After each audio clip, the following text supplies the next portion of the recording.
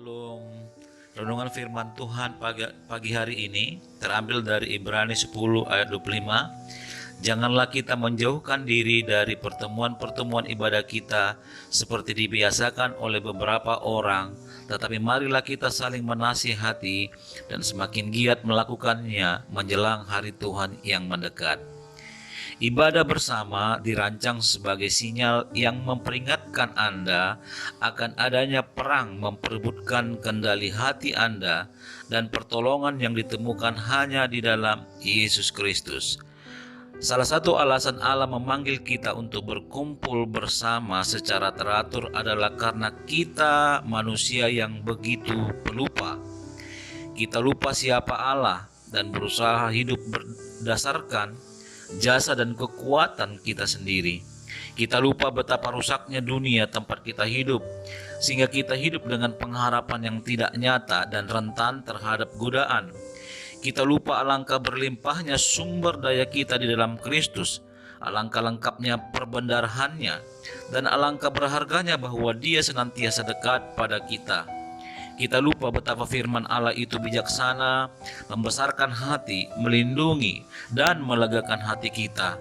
Kita lupa kebutuhan kita akan tubuh Kristus, bahwa kehidupan rohani kita ini dimaksudkan sebagai sebuah proyek bersama.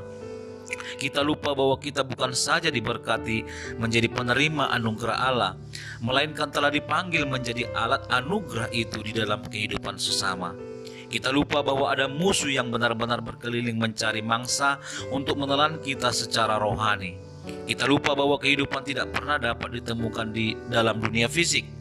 Kita lupa bahwa kita diciptakan untuk menghidupi kemuliaan yang lebih besar dari kemuliaan diri dan demi sebuah kerajaan yang jauh melebihi apa yang kita dirikan sendiri.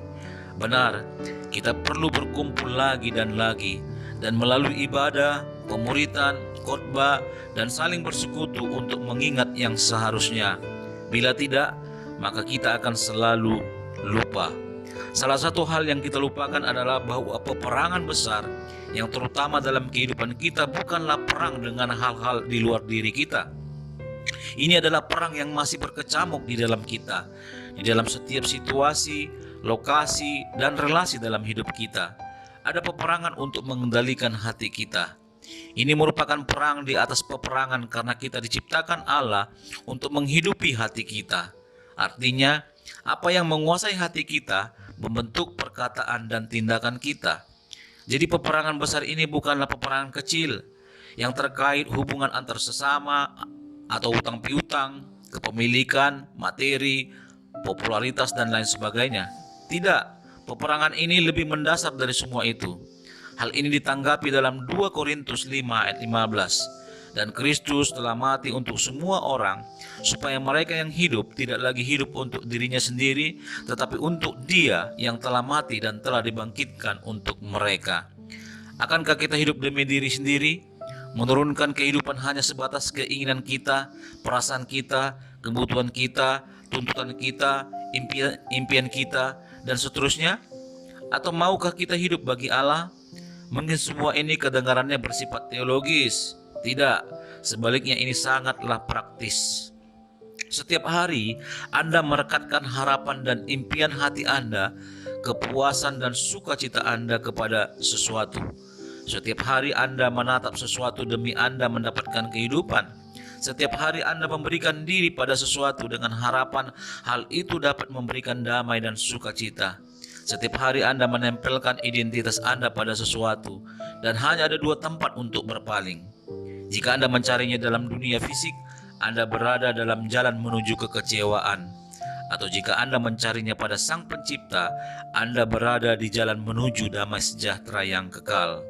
Ibadah bersama dirancang untuk mengingatkan Anda berulang-ulang di mana kehidupan dapat ditemukan, sehingga Anda berhenti mencari di luar sana apa yang sesungguhnya telah diberikan di dalam nama Yesus. Terakhir, bacalah Yakobus 4 ayat 13 dan Yakobus 5 dan 6 sebagai pembelajaran dan dorongan lebih lanjut. Demikian firman Tuhan pagi ini.